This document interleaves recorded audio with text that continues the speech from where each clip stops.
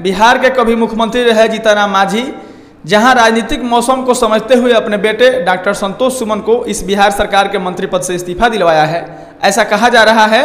कि उनकी भाजपा से कोई बहुत बड़ी डील हुई है और ये लोग बाप बेटे भाजपा में शामिल होने जा रहे हैं। वहीं पे आनन फानन में जदयू के लोग सहरसा के सोनबरसा से विधायक रत्नेश सदा जी को उस मंत्रालय का मंत्री पद का शपथ दिलवा दिया है। आपको यह भी बताते चले कि आनन फानन में माउंटेन मैन कहे जाने वाले दशरथ मांझी के बेटे भागीरथ मांझी को जदयू में शामिल भी करवा लिया है और उनके साथ साथ भागीरथ मांझी के दामाद मिथुन मांझी को भी शामिल करा लिया है।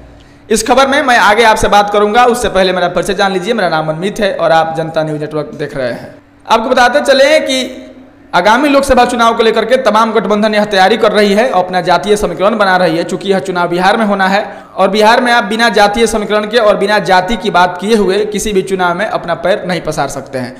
और हुआ यूं हुई कि जहां जीतन राम मांझी के बेटे डॉक्टर संतोष सुमन ने अपने मंत्री पद से इस्तीफा दिलवाया, वहीं पर जदयू और महागठबंधन के लोग आनन फानन में सहरसा के सोनबरसा से विधायक रत्नेश सदा जी को उस मंत्रालय के मंत्री पद का शपथ दिलवा दिया और लोगों से यह कहने में कोई कसर नहीं छोड़ा, चूंकि वह रत्नेश सदा जी उसी समाज से आते हैं और मुझे लगता है कि अनुसूचित जाति जनजाति कल्याण विभाग का मंत्री होना उनके लिए बेहतर होगा और इससे बिहार और वह मंत्रालय और डेवलपमेंट की ओर बढ़ेगा। वहीं पे जदयू के तमाम कार्यकर्ता और तमाम नेतागण बिहार के माउंटेन मैन कहे जाने वाले दशरथ मांझी के बेटे भागीरथ मांझी को अपने दल में शामिल कर लिया और ऐसा कहा जा रहा है कि आने वाले लोकसभा चुनाव में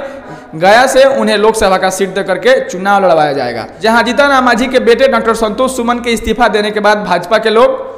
जीतन राम मांझी और शेड्यूल कास्ट के तमाम लोग SC ST के लोगों को सम्मान नहीं करने का आरोप महागठबंधन पे लगा रही है।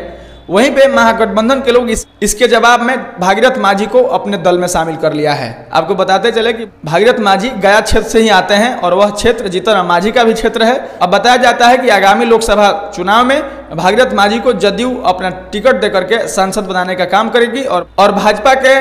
यह बयान कि SC ST लोगों का महागठबंधन के लोग सम्मान नहीं करते हैं, उस सम्मान को वापस दिलाएगी। और जीतन राम मांझी जैसे लोगों को महागठबंधन से हट जाने पर ये जो भाजपा के लोग बयान दे रहे हैं कि महागठबंधन में SC ST लोगों का सम्मान नहीं है, वहीं भागीरथ मांझी को लोकसभा सीट दे करके यह सम्मान दिखाना चाहेगी। आपको बताते चलें कि भागीरथ मांझी ने अपने दामाद मिथुन मांझी को भी जदयू में शामिल करवाया है और ऐसा राजनीतिक गलियारों में शोर हो रही है कि आने वाले समय में गया लोकसभा सीट से भागीरथ मांझी को चुनाव लड़वाया जाएगा। इस पर जब महागठबंधन के नेताओं से बात की गई तो महागठबंधन के तमाम नेता यह कहने में कोई कसर नहीं छोड़े कि आने वाले समय में जब भागीरथ मांझी गया से चुनाव लड़ेंगे तो जीतन राम मांझी को पटखनी देने में कामयाब रहेंगे। वहीं भाजपा के बड़े नेता यह कहने में कोई कसर नहीं छोड़ रहे हैं कि भागीरथ मांझी चाहे जदयू में चले जाएं,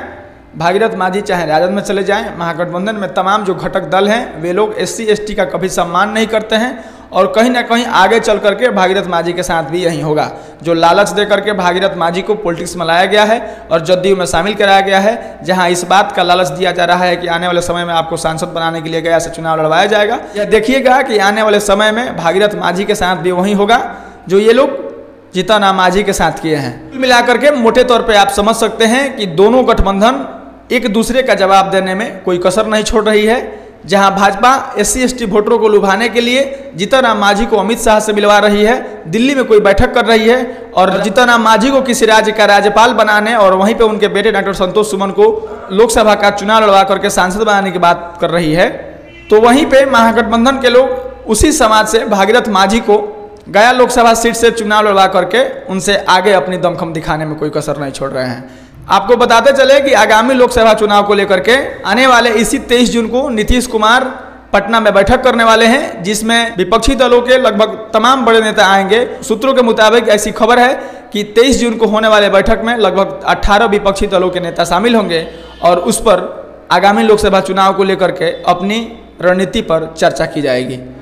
बहरहाल इस खबर में इतना ही। हम मिलेंगे फिर किसी नए वीडियो में। इस तरह की तमाम खबरों के लिए आप बने रहिए हमारे साथ। तब तक के लिए धन्यवाद।